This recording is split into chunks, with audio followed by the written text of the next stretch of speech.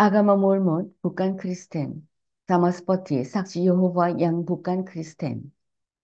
Itu karena Yesus Mormon, The Church of Jesus Christ of Latter-day Saints, adalah saudara Lucifer.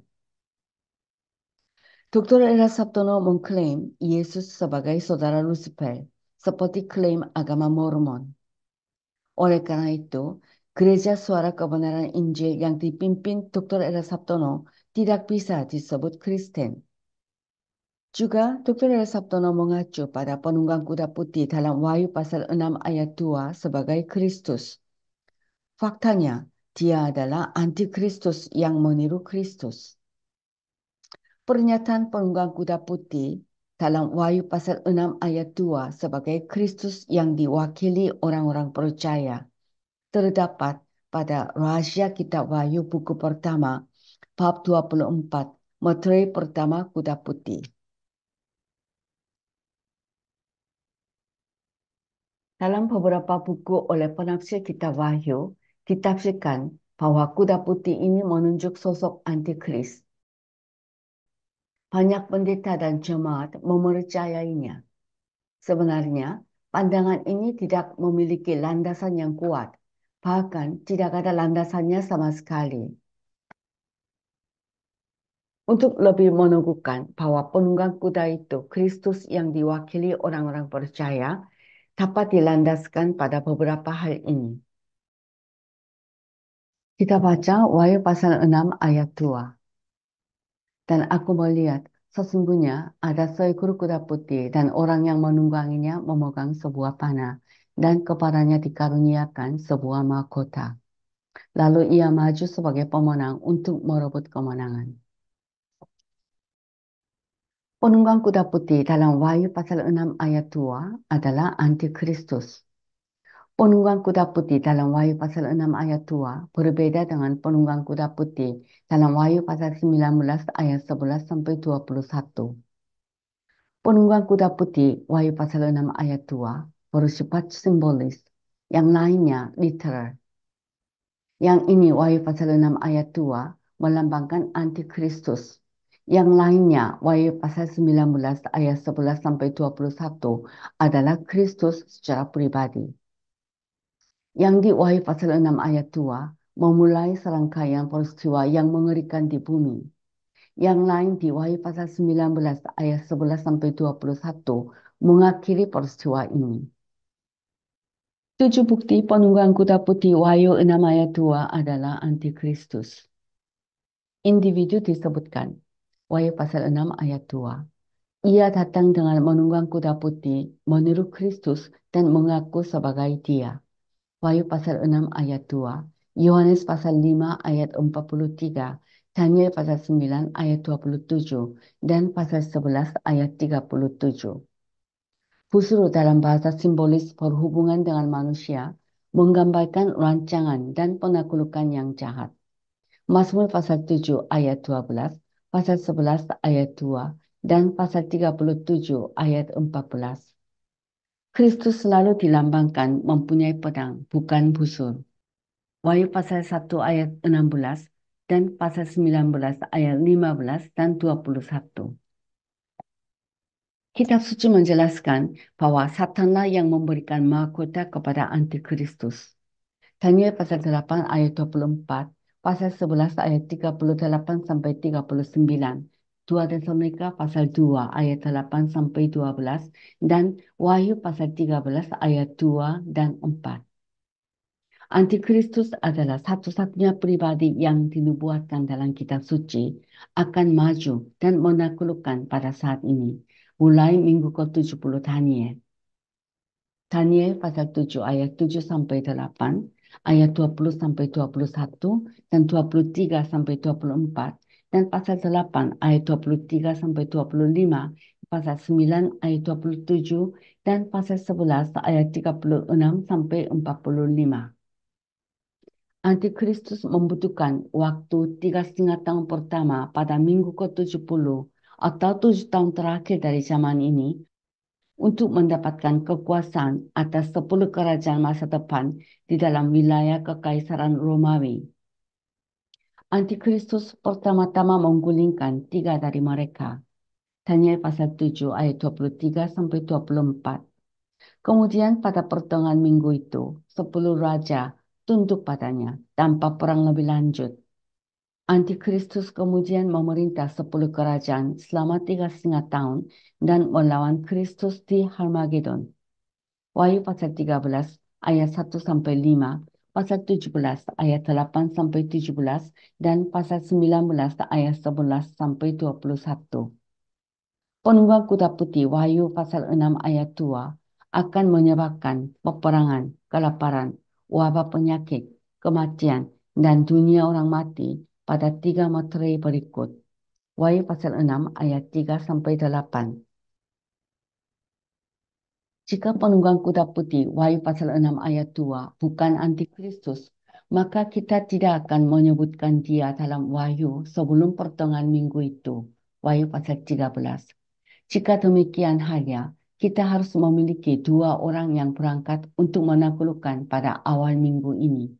Yang satu digambarkan dengan jelas dalam Daniel pasal 7 ayat 23 sampai 24, pasal 8 ayat 23 sampai 25, dan pasal 9 ayat 27, dan pasal 11 ayat 36 sampai 45, dan satu di sini.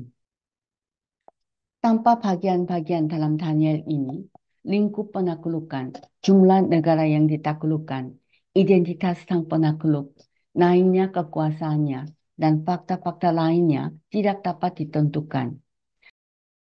Namun menempatkan ayat-ayat ini dengan Wahyu pasal 6 ayat 1 sampai 2, pasal 13 ayat 1 sampai 18, pasal 17 ayat 1 sampai 17, dan pasal 19 ayat 19 sampai 20, kita mempunyai wahyu lengkap tentang 1 orang. Jika kita tidak menganggap satu dalam kitab Daniel dan yang lainnya di sini sebagai sesuatu yang identik, maka kita tidak dapat mengetahui apapun mengenai identitas penunggang kuda putih. Wahyu pasal 6 ayat 2. Kita baca kitab Wahyu pasal 10 ayat 1 sampai 7. Dan aku melihat seorang malaikat lain yang kuat turun dari sorga, berselubungkan awan, dan pelangi ada di atas kepalanya. Dan mukanya sama seperti matahari, dan kakinya bagaikan tiang api. Dalam tangannya ia memegang sebuah gulungan kitab kecil yang terbuka. Ia menginjakkan kaki kanannya di atas laut, dan kaki kirinya di atas bumi. Dan ia berseru dengan suara nyaring sama seperti singa yang mengaum. Dan sesudah ia berseru, ketujuh guru itu memperdengarkan suaranya. Dan sesudah ketujuh guru itu selesai berbicara, aku mau menuliskannya. Tetapi aku mendengar suatu suara dari sorga berkata, meteraikanlah apa yang dikatakan oleh ketujuh guru itu, dan janganlah engkau menuliskannya. Dan malaikat yang kulihat berdiri di atas laut dan di atas bumi, mengangkat tangan kanannya ke langit. Dan ia bersumpah demi dia yang hidup sampai selama-lamanya, yang telah menciptakan langit dan segala isinya, dan bumi dan segala isinya, dan laut dan segala isinya. Katanya, tidak akan ada penundaan lagi. Tetapi pada waktu bunyi sangkakala dari malaikat yang ketujuh, yaitu apabila ia meniup sangkakalanya, maka akan genaplah keputusan rahasia Allah, seperti yang telah ia beritakan kepada hamba-hambanya, yaitu para nabi. Minggu ke-70 Daniel dan kesusahan berlanjut. Wahyu pasal 6 ayat 1 sampai pasal 18 ayat 24. Daniel pasal 9 ayat 27. 3,5 tahun terakhir dari minggu ke-70 Daniel atau 3,5 tahun terakhir dari zaman ini. Wahyu pasal 10 ayat 1 sampai pasal 18 ayat 24. Wahyu pasal 10 ayat 1 sampai pasal 11 ayat 14 merupakan tanda kurung. Wahyu pasal 10 ayat 1 sampai 11 membahas malaikat yang kuat. Wahyu pasal 10 ayat 1 dan 2 tentang deskripsinya, dan kitab itu dibuka untuk mengungkapkan apa yang tertulis di dalamnya. Ayat perbandingan, Wahyu pasal 5 ayat 1. Wahyu pasal 10 ayat 1. Dan aku melihat seorang malaikat lain yang kuat turun dari surga, berselubungkan awan dan pelangi ada di atas kepalanya, dan mukanya sama seperti matahari, dan kakinya bagaikan tiang api. Wahyu pasal 10 ayat 1 sampai pasal 11 ayat 14 adalah bagian keempat dalam tanda kurung dalam kitab ini.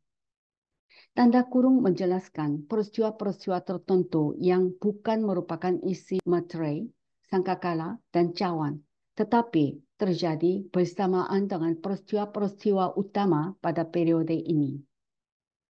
Tanda kurung ini mematakan visi utama sangkakala dan disisipkan di antara sangkakala ke-6 dan ke-7. Sebagaimana bagian dalam tanda kurung pertama disisipkan di antara materai ke-6 dan ke-7.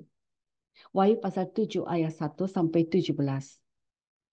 Tanda kurung Wahyu pasal 10 ayat 1 sampai pasal 11 ayat 14 terdiri dari 4 bagian. Bagian pertama, Wahyu pasal 10. Penerimaan hal-hal yang tertulis di dalam kitab yang dimeterai dengan 7. Wahyu pasal 5 ayat 5 sampai 7 dan pasal 6 ayat 1 sampai pasal 8 ayat 1. Kedua, Wahyu pasal 11 ayat 1 sampai 2. Penglihatan tentang penaklukan Yerusalem oleh Antikristus. Daniel pasal 11 ayat 40 sampai 45. 2 Tesalonika pasal 2 ayat 3 sampai 4. Ketiga, Wahyu pasal 11 ayat 3 sampai 12. Pelayanan dua saksi yang akan menentang Antikristus 3,5 tahun terakhir minggu ke-70 Daniel. Bagian keempat, Wahyu pasal 11 ayat 13 sampai 14, gempa besar yang terjadi pada kenaikan kedua saksi, sama seperti gempa besar di bawah cawan ke-7 pada akhir minggu ke-70 Daniel. Wahyu pasal 16 ayat 17 sampai 21. Dan aku melihat seorang malaikat lain yang kuat turun dari surga. Semua malaikat mempunyai kekuatan yang sangat besar. Namun beberapa malaikat lebih kuat dari yang lain dalam hal otoritas jika bukan dalam kekuatan tubuh.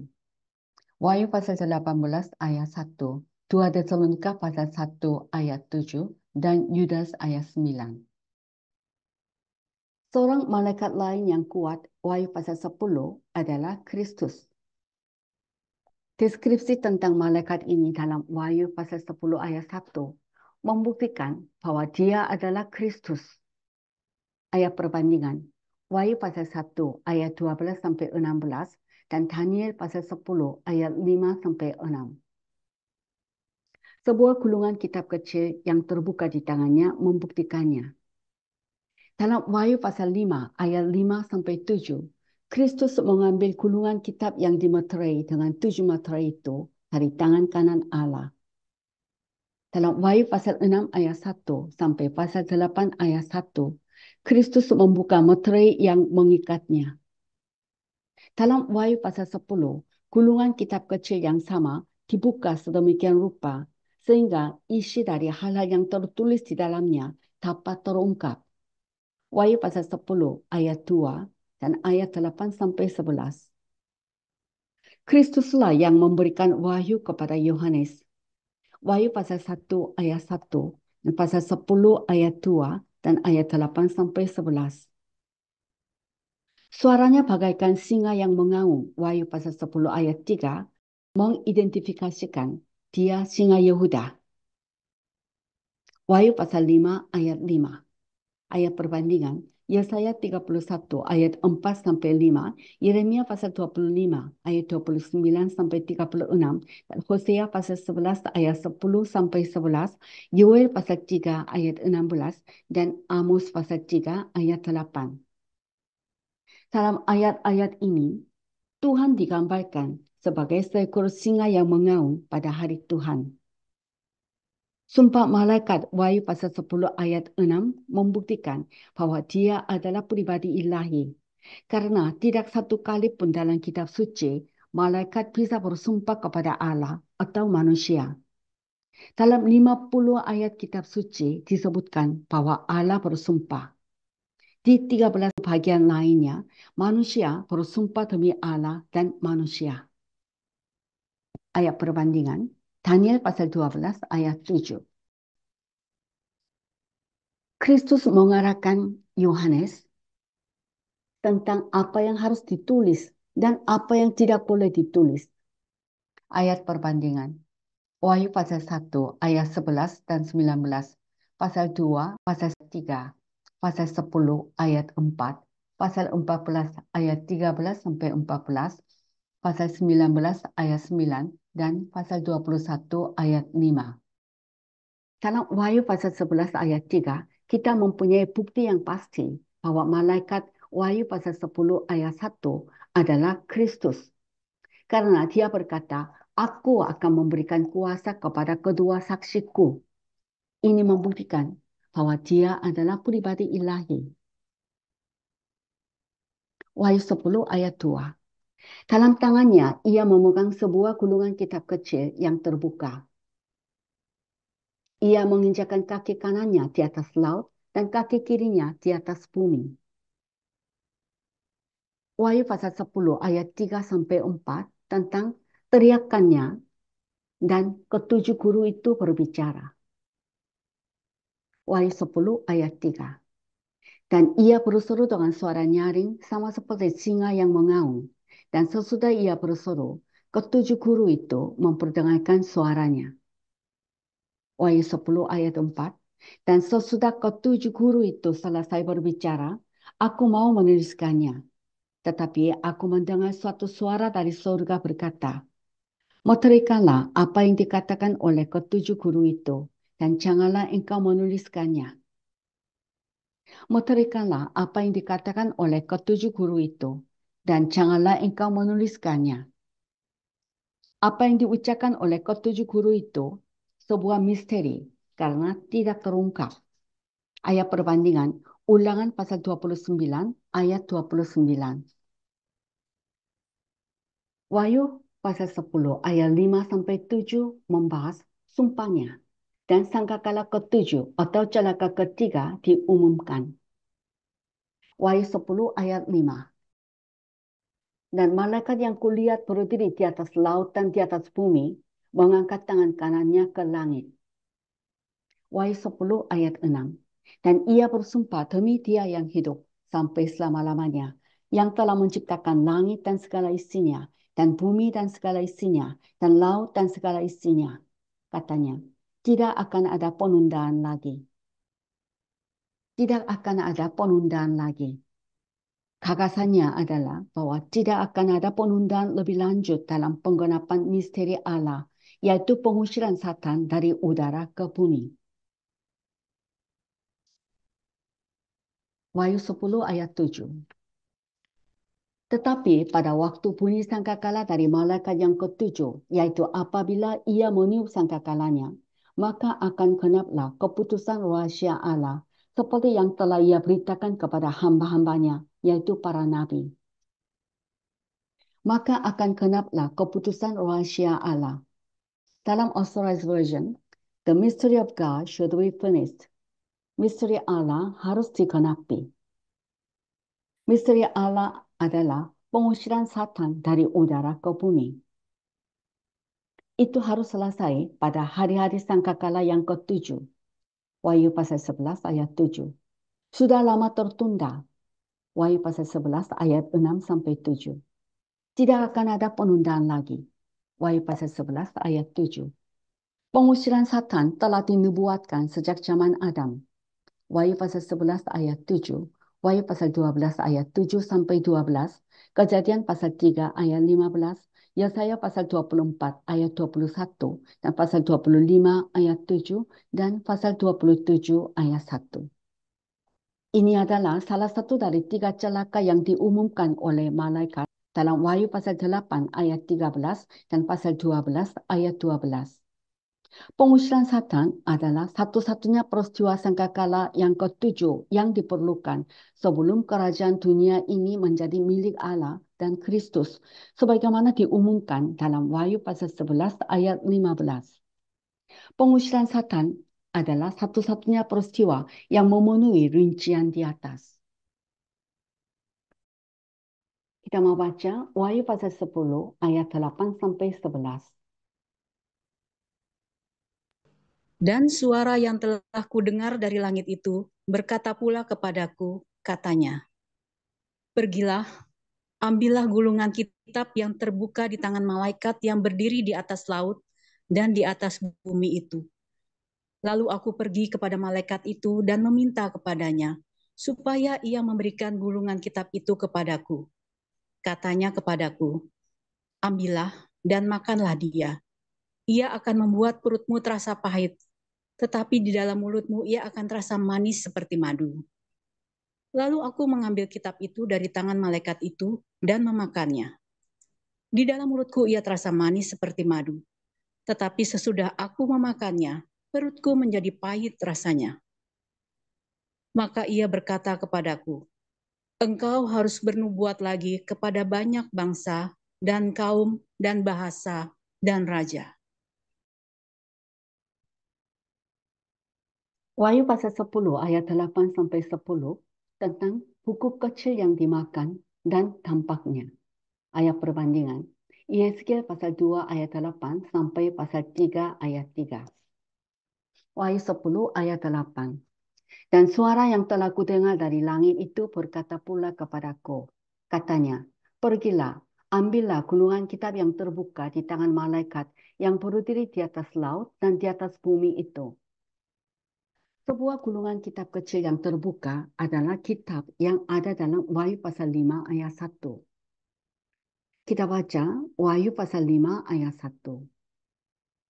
Maka aku melihat di tangan kanan dia yang duduk di atas takhta itu sebuah gulungan kitab yang ditulis di sebelah dalam dan sebelah luarnya dan dimeterai dengan 7 meterai. Sebuah gulungan kitab adalah sebuah kitab yang ditulis di dalamnya dan di sisi belakangnya disegel dengan 7 meterai. Buku kecil dari Wahyu pasal 5 dan pasal 10 adalah buku yang sama. Bahasa dalam Wahyu pasal 5 dan pasal 10 membuktikan bahwa kitab tersebut adalah kitab yang sama. Pengumuman bahwa Kristus telah menang untuk membuka kitab itu, Wahyu pasal 5 ayat 5, membuktikan bahwa kitab itu harus dibuka dan isinya terungkap. Meterai yang mengikat kitab kecil itu telah dibuka oleh Kristus dalam Wahyu pasal 6 ayat 1 sampai pasal 8 ayat 1. Buku itu sekarang terbuka sehingga hal-hal yang tertulis di dalamnya dapat terungkap. Wahyu pasal 10 ayat 8 sampai 11. Jika kitab kecil di Wahyu pasal 10 tidak sama dengan yang ada di Wahyu pasal 5, maka kitab Wahyu tersebut belum lengkap karena hal-hal yang tertulis di dalamnya tidak pernah diungkapkan sebaliknya.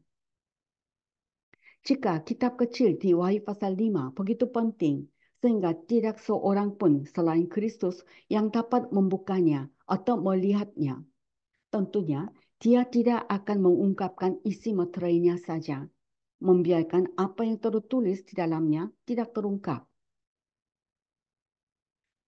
Wahyu pasal 10 ayat 11 adalah kunci dari isi kitab tersebut dan membuktikannya sebagai wahyu mengenai penghakiman atas banyak bangsa sehingga menegaskan fakta bahwa hal-hal yang tertulis di dalamnya sama sifatnya dengan materi yang mengikat kitab tersebut. Oleh karena itu, kitab Wahyu pasal 5 dan pasal 10 haruslah sama. Efek makan kitab tersebut merupakan bukti yang cukup bahwa hal-hal yang tertulis di dalamnya berkaitan dengan peristiwa-peristiwa yang mengerikan. Wahyu pasal 10 ayat 9 sampai 10 serupa dengan 7 materai yang mengikat kitab tersebut dalam Wahyu pasal 5. Tampaknya terhadap Yohanes sama dengan tampak terhadap Yeskiel dan Yeremia yang selanjutnya membuktikan bahwa itu adalah penghakiman. Yeskiel pasal 2 ayat 3 sampai pasal 3 ayat 14, Yeremia pasal 15 ayat 16, dan pasal 20 ayat 7 sampai 9. Kitab kecil ini bukanlah kitab penebusan atau hak milik atas bumi, karena tidak ada kitab seperti itu yang diwahyukan dalam kitab suci.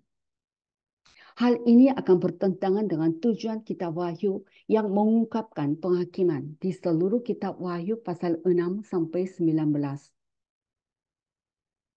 Di tangan malaikat yang berdiri di atas laut dan di atas bumi itu.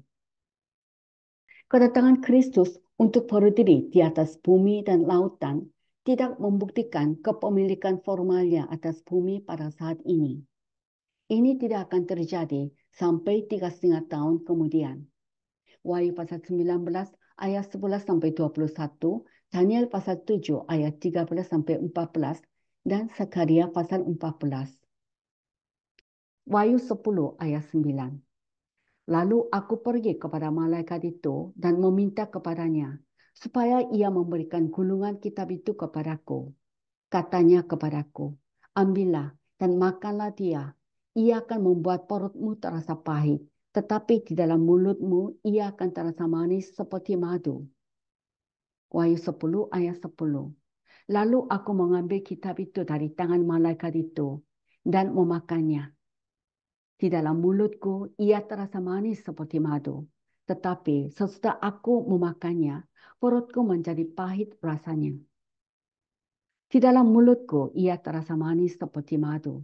Tetapi sesudah aku memakannya, perutku menjadi pahit rasanya. Ini adalah Hebraisme untuk menerima pengetahuan. Kebenaran selalu terasa manis bila diterima melalui wahyu dari Allah, namun menjadi pahit bila isinya dianggap celaka bagi kaum nabi. Hal serupa terjadi dalam kaitannya dengan Israel pada masa sangkakala ke-7 dan selama 3,5 tahun terakhir dari minggu ke-70 Daniel, ketika kesusahan besar atau kesusahan bagi Yakub dimulai. Wahyu pasal 12, Matius pasal 24 ayat 15 sampai 21, dan Yeremia pasal 30 ayat 4 sampai 7.